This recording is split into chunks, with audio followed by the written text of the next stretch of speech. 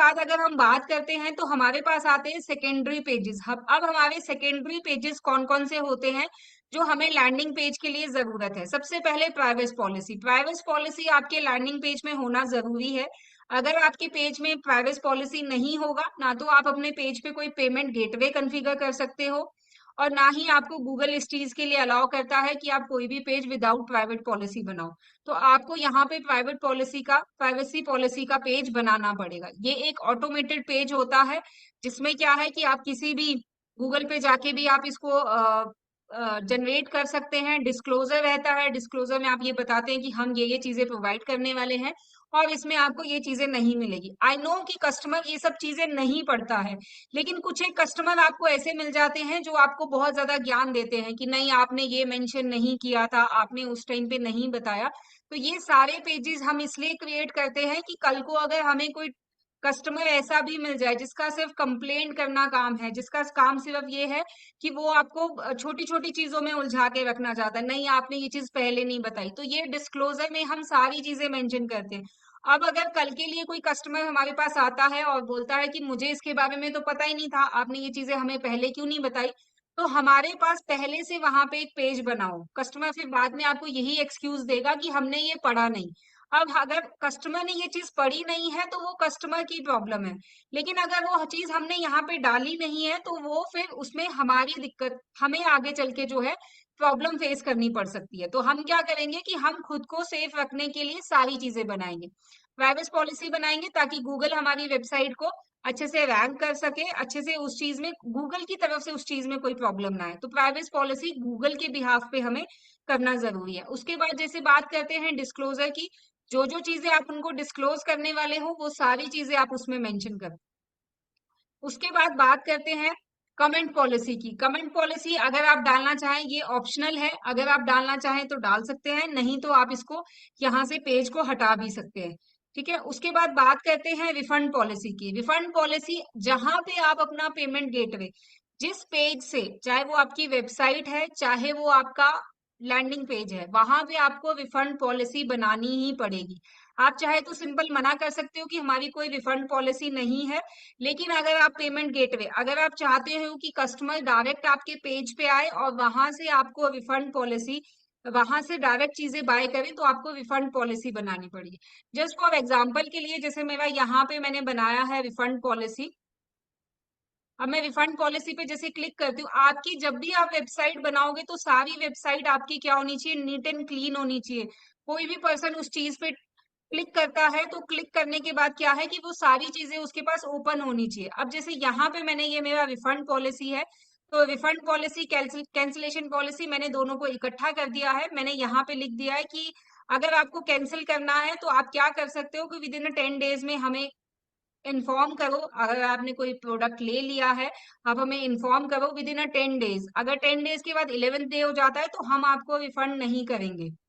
अगर 10 डेज में उन्होंने हमें बोल दिया कि नहीं मुझे, मैंने गलती से बाय कर लिया, ऐसा हो गया, तो हम 100% रिफंड करेंगे। बट अगर क्या है कि उसने 15 डेज में हमें बोला तो हम 50% रिफंड करेंगे। और अगर कैंसिलेशन पॉलिसी है विद इन 24 आवर्स में हो जाता है। ठीक है, अगर आपने कैंसिलेशन कर दिया कि विद इन 24 आवर्स में कर दिया या नॉट रिसीव है, तो हम, ये पॉलिसी ये आपके ऊपर डिपेंड करती है कि आपको कैसा बनाना है, ये आपके ऊपर डिपेंड है। आप चाहे तो यहाँ पे लिख सकते हो कि हमारी कोई भी रिफंड पॉलिसी नहीं है। ठीक है, आप यहाँ पे क्लियरली मेंशन करो। अगर आपने यहाँ पे मेंशन करा है तो इसके बेसिस पे आपको अपना रिफंड पॉलिसी देना पड़ेगा। इट्स अप टू यू, ये आपके ऊपर डिपेंड करता है कि आपको अपना रिफंड पॉलिसी कैसा बनाना है। आप चाहे तो सीधा मना भी कर सकते हो कि हमारा कोई रिफंड पॉलिसी नहीं है, हम आपको किसी को भी कोई भी रिफंड नहीं देंगे।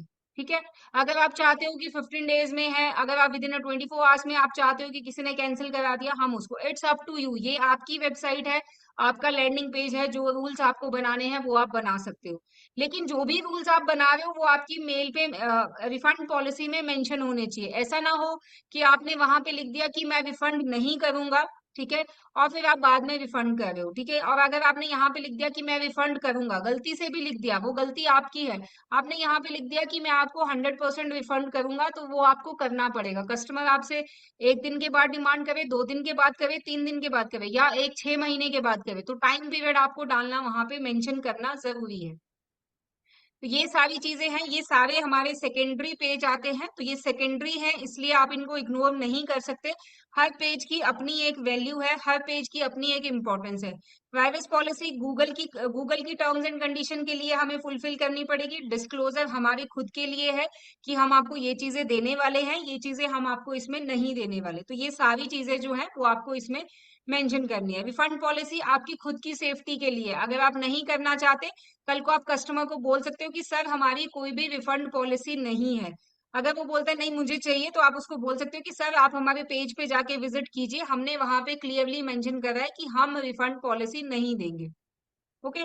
नेक्स्ट बात करते हैं आपके अप्रोच की। अब अप्रोच में क्या आता है कि आपका जो अप्रोच है वो कैसा होना चाहिए जब आप लैंडिंग पेज बनाते हैं। अब मैंने आपको लैंडिंग पेज में बताया कि हम सिर्फ एक प्रोडक्ट को फोकस करेंगे।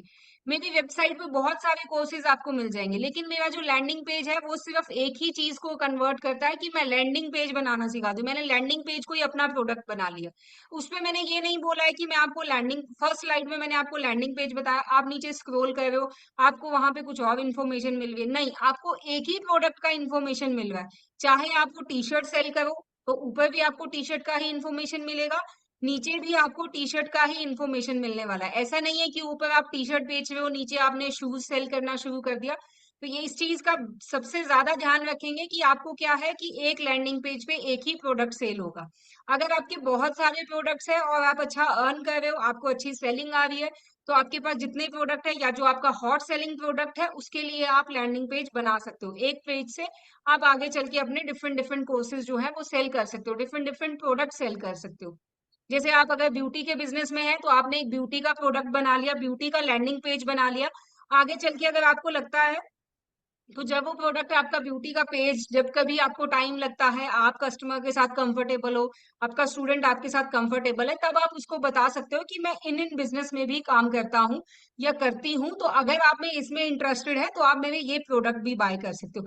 लेकिन उस टाइम पे आप ये चीजें नहीं कर सकते।